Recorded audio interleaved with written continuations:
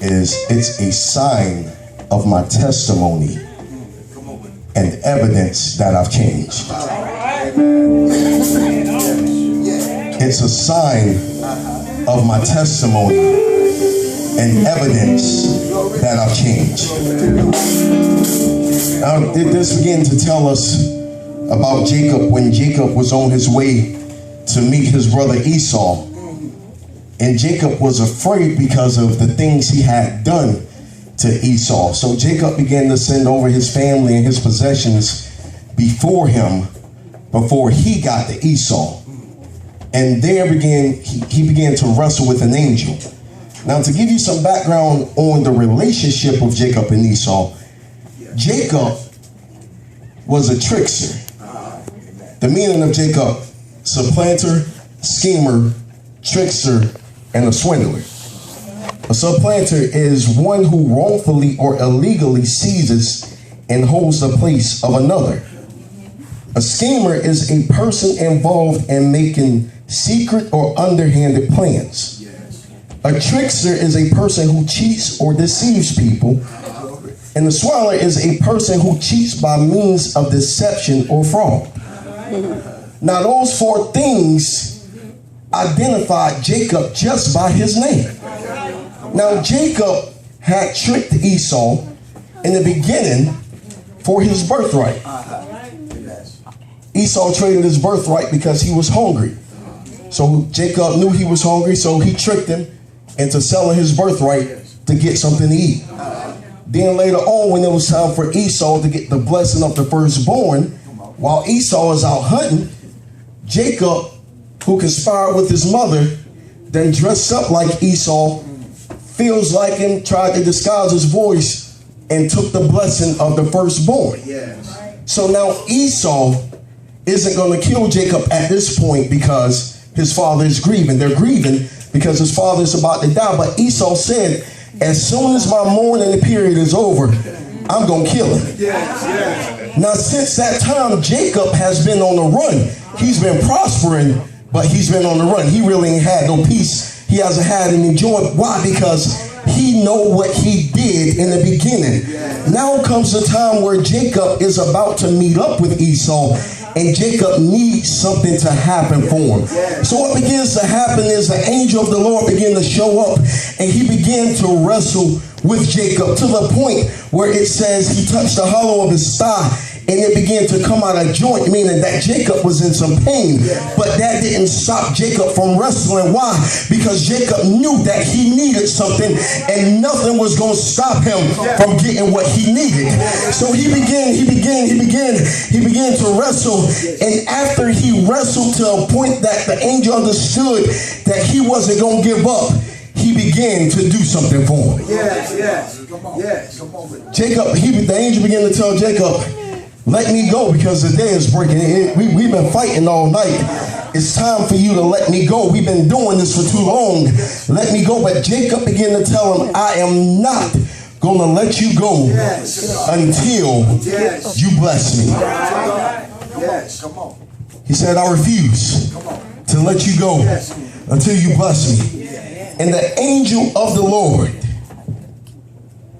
the 26th verse, 27th verse, and he said unto him, what is thy name? And he said, Jacob. And he said, thy name shall be called no more Jacob, but Israel. Jacob asked for a blessing, but he got a name change. He asked for a blessing, but he got a name change. Why was it so important for Jacob's name to change? This is why it was important, because when Jacob was on his way to meet Esau, and if he met Esau as Jacob, Esau would have killed him. Why? Because his name represented his past. He needed something to happen for him. Why? Because he was recognized by his name. And that's what happened with a lot of us. It's our past is associated with the name that we carry. And we have to get a name change. Why? Because if they see us without our God, if they see us as who we were, they'll kill us. understood. He understood. I can bless him, but I'm going to do something better for him. I'm going to save his life. I'm going to preserve him. I'm going to preserve him. Somebody going to get that in a minute. I'm going to preserve him. He said, thy name shall no longer be called Jacob, but Israel.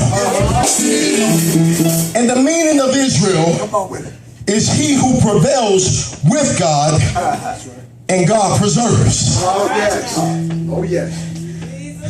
So I'm no longer, Brother Ray, going to be associated with my past name as the one that was a schemer, a trickster, that lied, that cheated, that tricked, did all this stuff. That name has been taken away from me, and he's given me a name that they'll recognize as somebody that's been with God. Yes, sir. Come on. I'm moving. And Jacob called the name of the place, yes, Peniel. And in the 31st verse, it says that same word again, but with a different spelling. But the meaning is the same. And it means seeing God face to face. yes. Come on. Yes.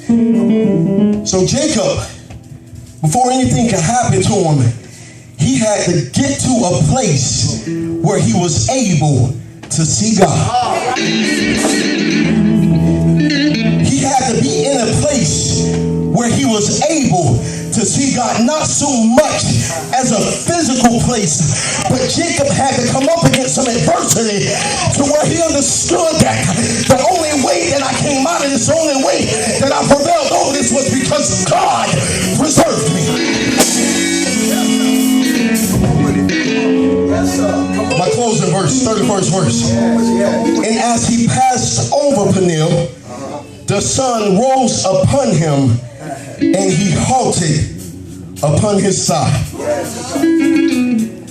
Our topic is a sign of my testimony and evidence that I've changed. Now, when they begin to say that he halted upon his side, that simply means that now he had a limp. He halted because his joint was back in place. But Brother Frank, now he had a limp because of what he had went through. Y'all following me?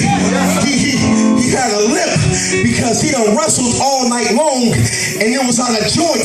And now my name is changed and I overcame it. But now I have a limp. Now, I feel the Holy Ghost here. Now that limp wasn't to show that something was wrong with him, but it was a sign of what he had come out of. Too many times we look at scars and marks and physical things that's wrong with us as a reminder of what's wrong with us. But I come to serve notice that it's not a reminder to what's wrong with you, but it's a reminder of what you overcame. Why? Because had you not overcame it, you will be in the situation hurt. You'll be in the situation crying. You'll be in the situation depressed. But I came to let somebody know that I may be living, but it's just showing you my testimony.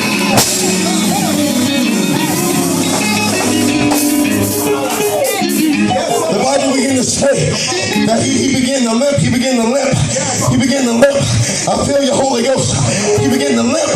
And what began to happen is he began to go and to meet Esau. And when he went to meet Esau, Esau didn't see that trickster.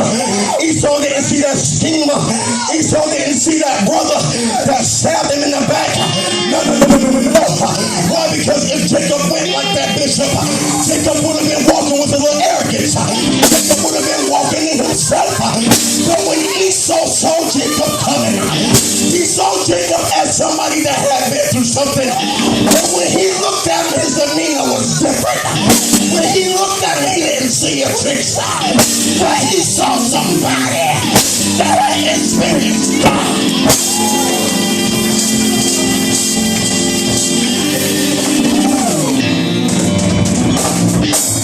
It was was important. It was important for Jacob to not go as he was. Because if we go like we were to begin with, they wouldn't accept who we are right now. So God had to change something about Jacob. Because understand, when something happened to you physically, it messed with your psyche. It messed with your confidence. It messed with the way you walk. You're not the same person. Why? Because you feel like something's wrong with you. And the reason why God allows certain things to happen to us is because where we're going, we're going to need some grace and mercy. And if we go with a sense of arrogance and entitlement, we won't be privileged to it. So what God has to do is he has to break us down. He almost not to kill us in it, but to give us a testimony.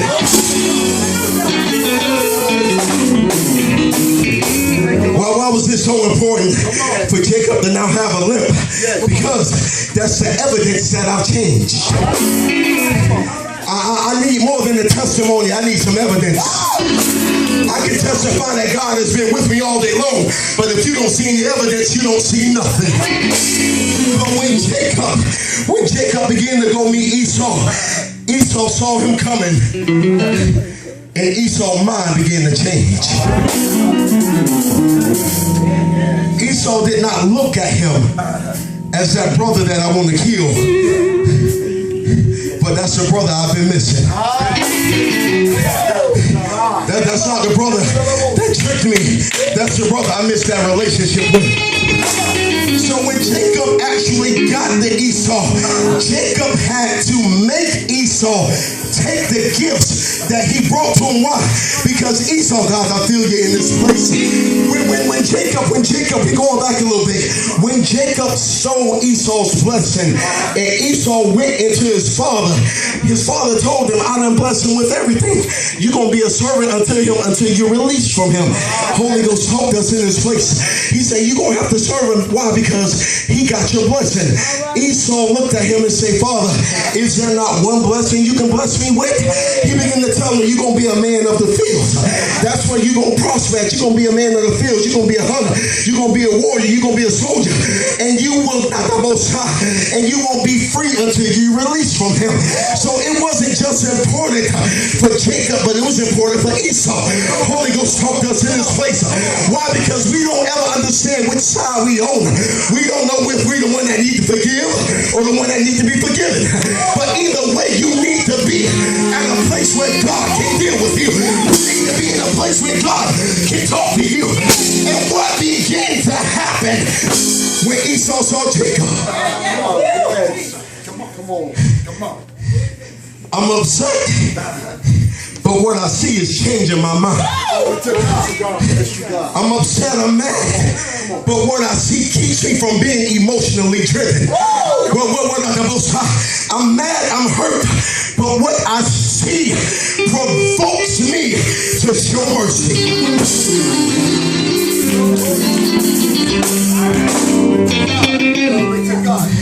And when he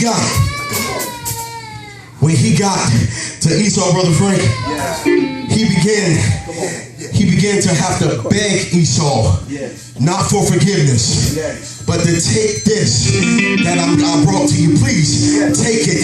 Why? Because it's not so much as a gift, but it's release for me. If you don't take this, I'm still in bondage.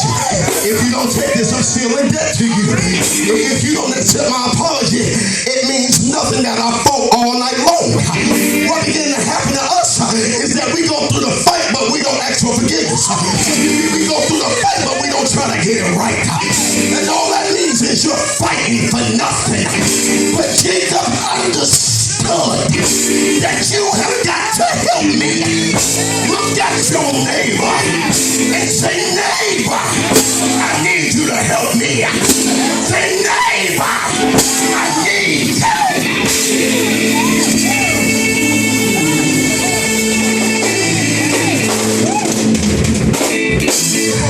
I need you to help me. Because if you don't help me, I'm still stuck in that same situation. So I need your help right now. I'm not that same person I used to be.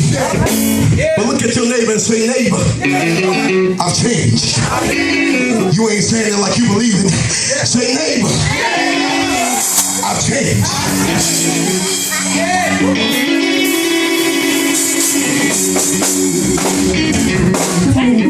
It's a sign. Come on with it. It's a sign of my testimony and evidence that I've changed.